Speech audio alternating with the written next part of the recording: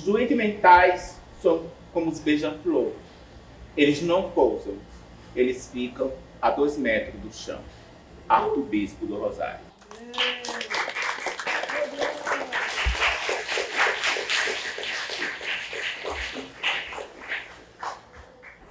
Já sabemos o quão importante é o autocuidado, como direito e um caminho para se ter uma vida digna. Mas para muitos, esse caminho pode se tornar um pouco complicado. Na verdade, podem se tornar vários, seja no bem-estar físico, mental, espiritual, quase no mar de 1000 caminhos, quase comparado a se estar no meio de um labirinto.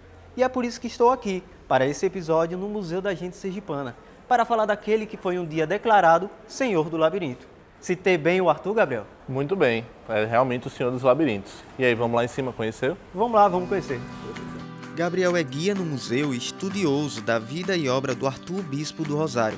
E está aqui para nos contar um pouco do legado dessa figura histórica de Sergipe e reconhecida nacional e internacionalmente. Arthur Bispo do Rosário passou aí mais ou menos 50 anos de sua vida em um manicômio, né? Era a colônia Juliano Moreira, foi lá onde ele passou aí bastante tempo.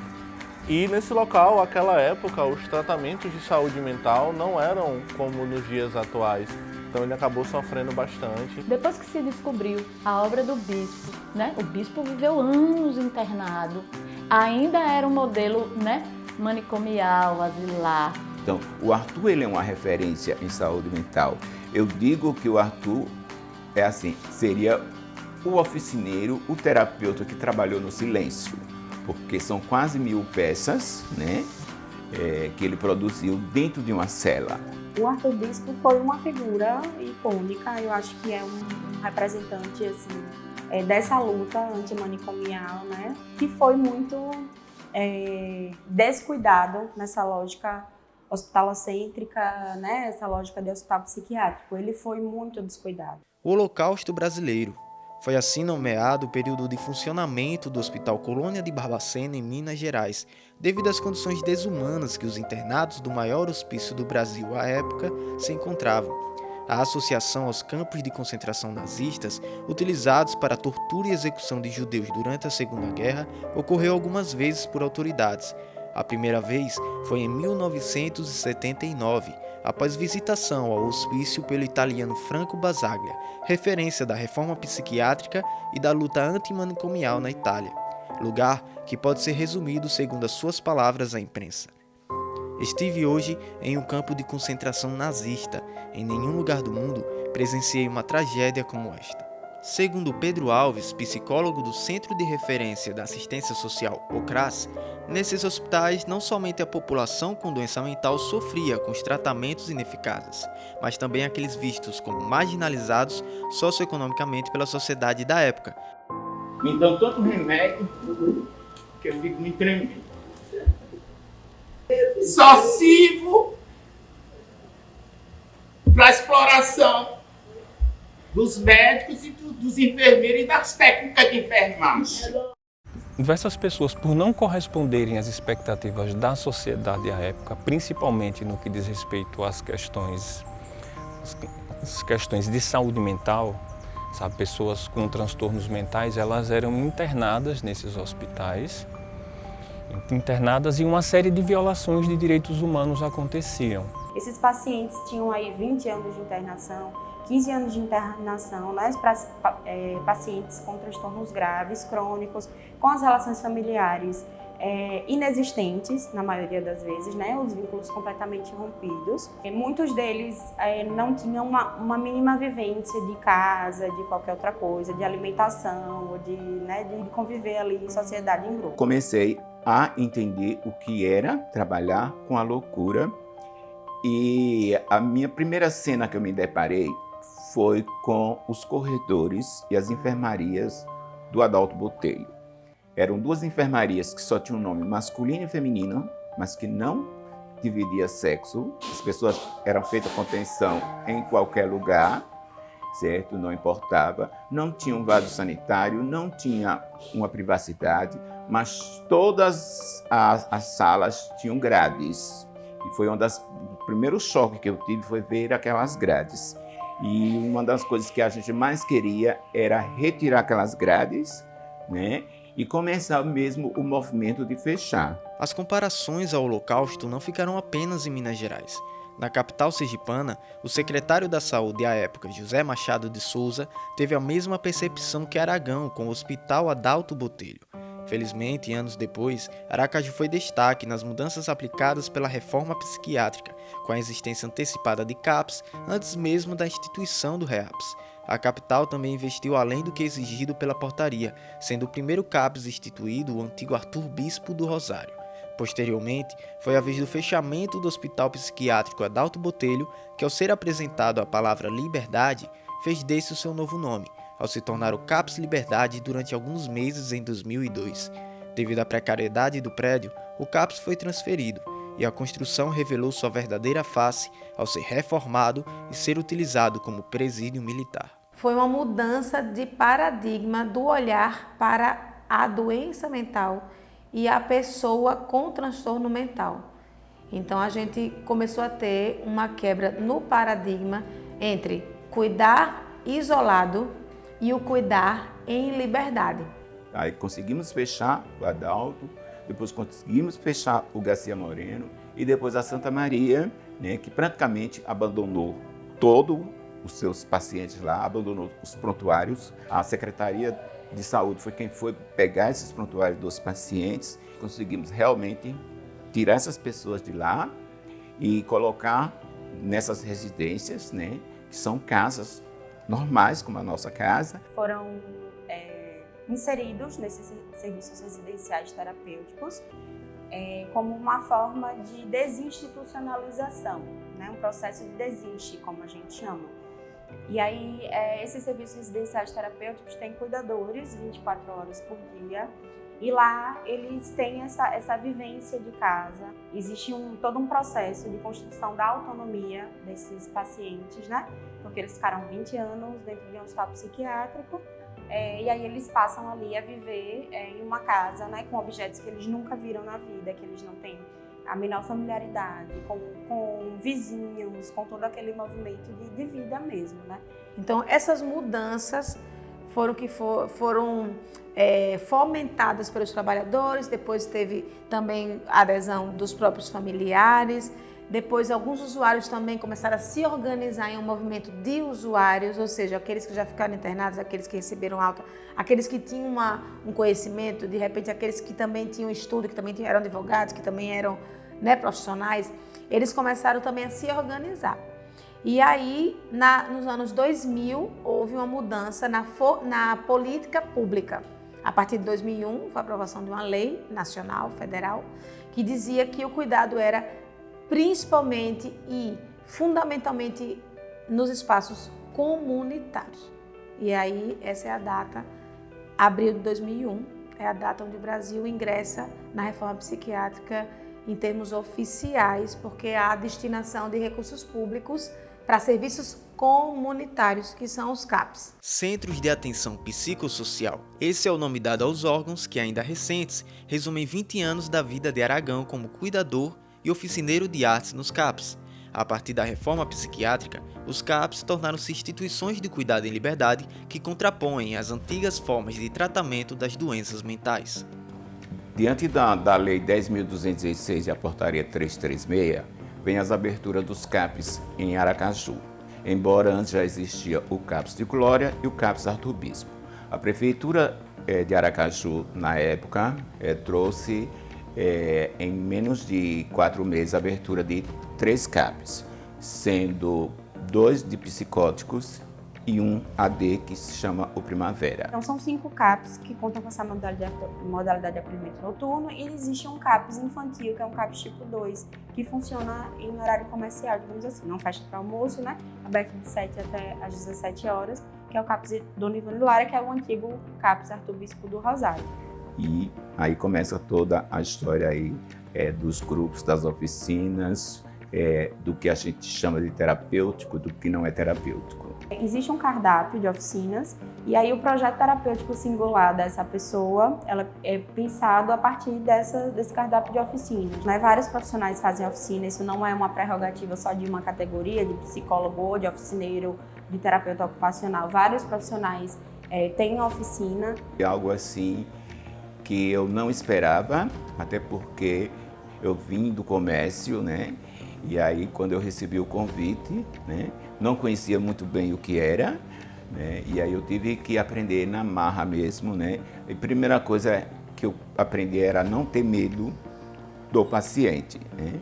A gente investe muito nas atividades coletivas, porque a gente entende que é no coletivo que esse sujeito também vai ali costurar suas relações e dar um outro sentido, ressignificar o que seja que esteja ali dentro, né? A angústia que ele tiver, digamos assim. Entendeu que a saúde mental é um campo extremamente vasto, complexo, multifatorial e, portanto, as linhas de cuidado, elas também precisam desse sustento complexo, desse olhar sensível, né, de um olhar ampliado para as questões de saúde. E a arte, ela veio porque eu acreditava e acredito, né, que a música, que o teatro, que o artesanato, que a dança, tudo modifica e produz saúde. Foi uma das primeiras coisas que eu aprendi dentro do serviço de saúde, é que tudo que nós fazemos dentro de um CAPS, ele é terapêutico.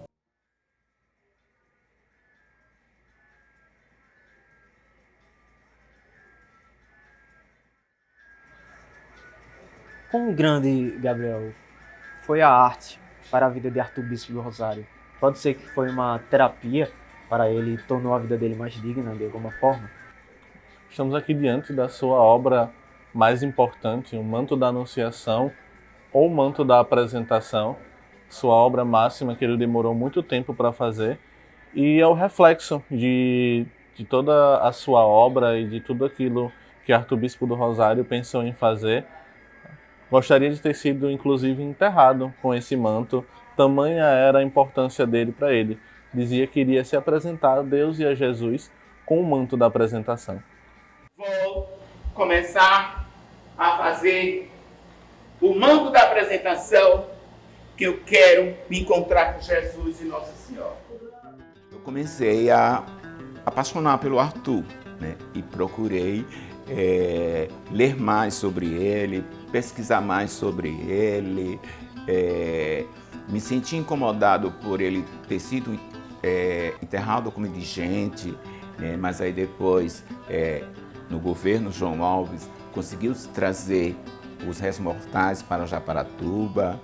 Acho que dentro da história ele levanta pela vida dele questões relacionadas aí a o que pode um artista, né? Quem pode ser chamado de artista? Foi o refúgio que ele encontrou naquele momento para poder continuar, de certa forma, com um pé na sanidade, digamos assim. Começou bordando e temos diversas obras de Arthur Bispo com madeiras e outros itens também. Essa agulha tá boa. Me deram desse tamanho que eu disse que eu sou doido. Hoje o Arthur é referência internacional, eu acho que foi um dos artistas que mais fez, mesmo estando morto, que teve mais exposições a nível do Brasil e a nível de outros países. Ele vai catalogando todos os objetos, ele vai agrupando, e o modo dele fazer isso tinha uma beleza, tocava as pessoas, era artístico. No sentido desse entendimento mesmo, né? De quem não trabalha com saúde mental, de quem não tem acesso a esse mundo, ver esse símbolo que ele foi, né? E entender, poxa, mas ele tinha esquizofrenia, ele era diagnosticado com esquizofrenia, ele tinha isso, tinha aquilo, ele ficou trancado várias vezes, e esse poço de criatividade, enfim, né? Também com seus fantasmas, com suas dificuldades, mas eu acho que é um símbolo, assim. Inclusive aqui, uns anos atrás, a gente fez uma rodada de discussão também, né, passando alguns documentários sobre Arthur Bispo do Rosário. Existe uma identificação muito grande, assim, com essa história mesmo de vida, com essa internação e com essa forma de existir. Na busca do completo bem-estar, desde o físico, mental, social até o espiritual, diversas atividades são incentivadas como complementos, e assim como para o Arthur Bispo, a arte não podia ficar de fora. Sabemos de iniciativas, né, ao longo aí de anos, mundialmente, já apontando que as práticas que envolvem arte, linguagens artísticas as mais diversas, elas têm sim um impacto muito positivo, né, no cuidado, como cuidado em saúde mental. A arte-terapia abre esse espaço de criação. Ela parte do pressuposto que o processo criativo, em fluxo, ele produz saúde, porque ele produz vida, vida criativa, vida criadora, potencial para outras possibilidades de existir no mundo. Me enche, me preenche, me deixa feliz, né? De estar trazendo a arte de uma pessoa que sofreu tanto, né? Que foi enterrado como indigente por ser negro, né? Por ser louco. Então, o preconceito continuava com ele. Nós temos, né, alguns, Arthur, bispo do Rosário, aqui nesse serviço, por exemplo, né? São pessoas que, apesar de todas as dificuldades ali, tem um senso, tem uma criatividade, tem um entendimento de onde essa loucura se localiza dentro da vida, sabe? Dessa forma de existir, que é muito bonito de se ver.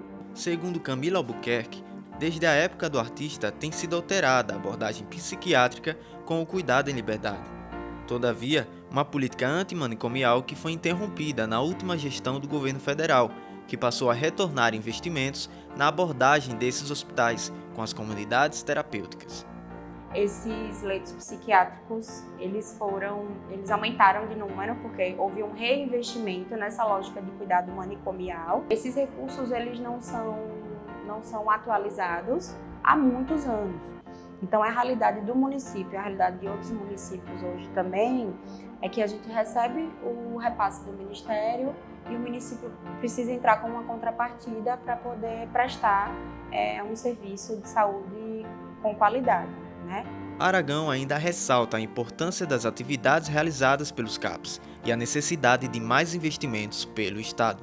A nossa ideia é tirar o paciente dos muros dos CAPs, porque não é para ficar dentro dos muros. A gente tem que sair, tem que fazer a inclusão social, que é o papel que a portaria diz. Nós temos que devolver eles para a sociedade. Integrar e também pensar de maneira coletiva como é que esse cuidado pode ser feito, o cuidado de uns aos outros, né? Se o recurso que a gente recebe não tem reajuste e as coisas vão ficando cada vez mais caras, isso exige da gestão um entendimento para priorizar aquilo que é mais necessário naqueles serviços e o que é que a gente pode fazer de maneiras mais criativas, né? Entendendo que esse repasse do Ministério não está atualizado. Como nós temos a unidade de acolhimento adulto, temos o projeto Redução de Danos, temos agora também incluído o consultório na rua e as unidades de referência em saúde mental, além desses 6 CAPs. É fácil? Não. Mas existem algumas pessoas, existem pessoas hoje que não estão mais no CAPs, né? Já estão vivendo suas vidas, né? Com medicação controlada, com terapia, então significa que deu resultado, né? O transtorno ainda é presente? Claro que sim, né? Eles ainda têm aí todas as suas questões, mas eles são cuidados nisso dentro da comunidade. De pegar um ônibus e ir para uma missa, porque para ele isso faz sentido, né? Pegar um ônibus ou ir para um mercado, escolher o guarda-roupa que quer comprar para a casa dele, né? Os casos nós não temos cura, mas nós temos melhora. Por exemplo, eu tenho uma ex-paciente, né, que fez vestibular na UFES, passou em letras, né, conseguiu estágio no HU, conseguiu estágio na Aliança Francesa, se formou, né, depois encontrei com ela anos depois, e ela me disse, não, eu trabalho em um setor da UFES. Então, um resultado, um avanço. Então, é um ganho, digamos assim, né? Isso é um cuidado que se faz diariamente, não é fácil, mas é o único caminho possível, a meu ver. Vejo caras, né, de pessoas novas, mas também vejo as caras mais antigas. Aí eu lhe disse que me diga. Essa saúde mental, ela está perdendo a sua essência. Precisa se trazer de volta projetos que deram certo. Isso aqui acontecia vários eventos. As pessoas mais antigas lembram da exposição do folclore. Cadê os lanches saborosos, gostosos que tinha antigamente? Agora tudo é limitado.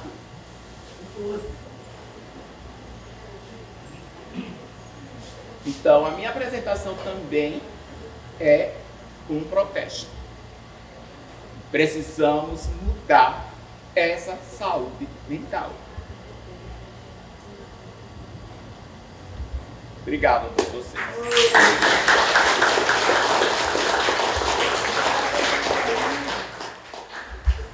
A inspiração trazida pela história do arcebispo do Rosário é para muitos que já se encontraram perdidos diante de algum diagnóstico. Para ele, o caminho escolhido foi a sua arte, e por ter feito a escolha certa, ele se tornou senhor de seu próprio labirinto. Mas como será que podemos dominar o nosso destino? Talvez o segredo para seguir em frente seja exatamente o de olhar para trás e saber o quanto percorremos para chegar até aqui, e utilizar o autoconhecimento para iluminar o caminho que queremos escolher.